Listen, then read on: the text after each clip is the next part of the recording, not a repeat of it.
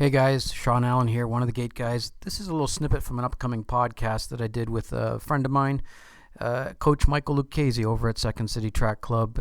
It was a long-form podcast that we had that'll be coming here soon.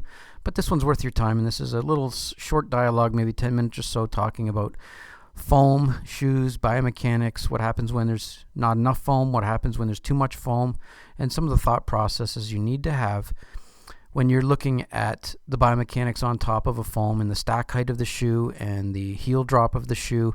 If these are things you don't understand, go back up into our blog and have a look around. But you need to understand what stack height is and heel drop, and you have to understand what happens when there's more foam, less foam, and the effects that foam can have as it breaks down as well. So enjoy.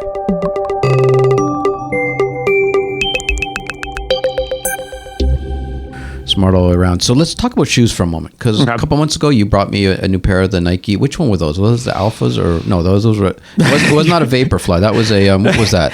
So it's funny. Kristen and I joke a lot because she's not good with all the shoe names, and she's like, "Oh yeah, I really like that like Vapor Knit Fly 4% thing," and she'll like mesh like four shoes together. So let's put this into context, because we're February 7th today, and so just in the last couple weeks, there was some articles that came out, and so over on the internet, here's one from let's see, is that Reuters?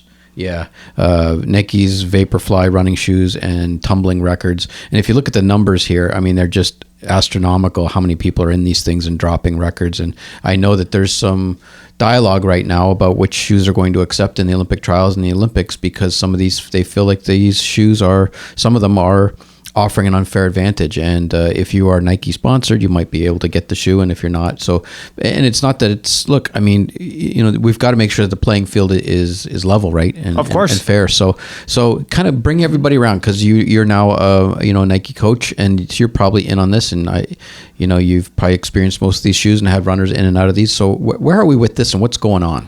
I think technology is inevitable, whether we want to say it is or not. So it's and Nike isn't the only company that has these. Just to, kind of rewind, carbon plates have been in track spikes since 1968. So this has been a thing in running for a really, really long time. When Paul Tergat broke the world record in Fila shoes in 2003, guess what he had in his shoes? Carbon plate. And a lot of companies have these now. Hoka has a shoe called the Carbon X. I've heard it's a great shoe. When Desi won Boston a couple years ago, and now Brooks made it mainstream, they have a carbon plate shoe. New Balance has this awesome Road Mile shoe, carbon plate in the shoe. Nike has its version. So I feel like the playing field is even. And honestly, like one of the best things I like about our footwear isn't from a performance perspective. It's from a recovery perspective. It was so nice that this year after Chicago, everyone wasn't limping around the next day. And yeah, it's a little bit of one thing people never talk about with racing flats now is distal weight. And what I mean by that is, you look at a lot of Kenyan runners, they have really skinny calves. The distal weight further away from your center of mass, it's very, very important. And, we were a New Balance sponsored team for years. And they're a great company. They make great stuff. And our racing flats for marathons were like 5 ounces. It's pretty light. Right now, if you're looking at what we race in now, which is, whatever version of the Vaporfly, depending on, time of year and whatnot that we wear, it's 2 to 3 ounces heavier. So, I mean, those two factors, are things that people don't really talk about, is distal weight. And one of the things that was hard with the New Balance stuff and any lighter weight flat is you're going to be faster on race day, but you're going to have to take off a lot more time after the marathon. One thing I like about the shoes that we're in now is it might be a little bit of a heavier flat, but our athletes feel a lot better the next day, 4 days later, 7 days later. So that's actually my favorite part of that shoe.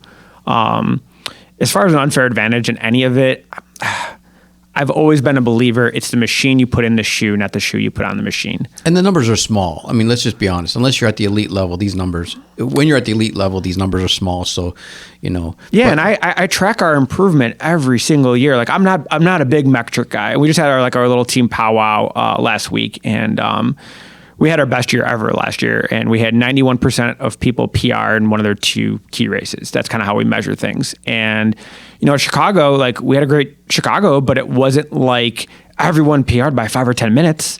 And this was our first year in that Vaporfly shoe. Look at Kipchoge. If the shoes had made that much of a difference, why didn't he break the world record the first time he ever wore them? He didn't. It took him a couple tries. Mm-hmm. So again, is shoe technology getting a lot better? Of course it is. Hopefully it's keeping people healthier also. But people like stuff to talk about.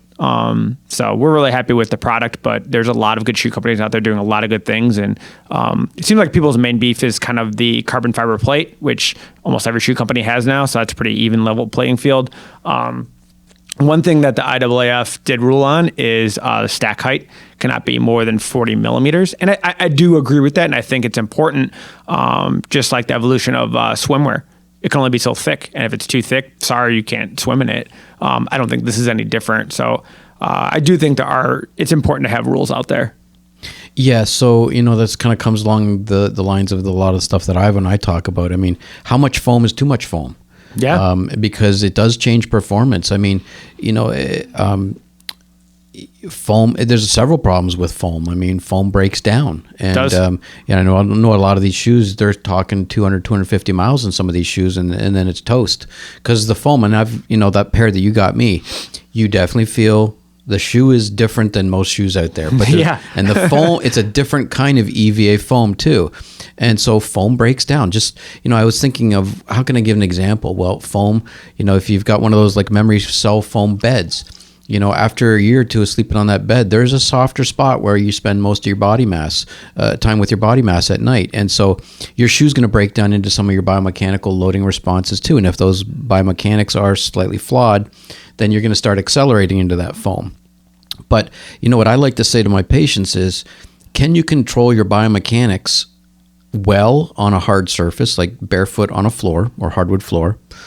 And if I start stacking foam underneath there, at what point can't you control your biomechanics? So if I put 2 inches of, memory cell, have you step on a pillow, like a memory foam pillow, you're going to feel less hard surface, and you're just going to be wobbling on that surface, like an air foam pad for rehab.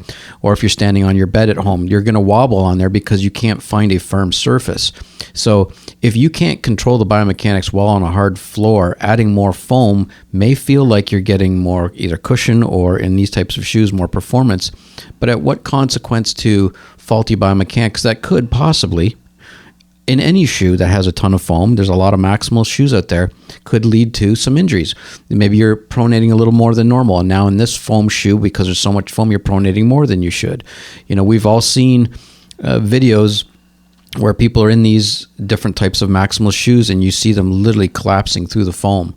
I mean, the shoe is done after a couple runs because they're just blowing through it, right?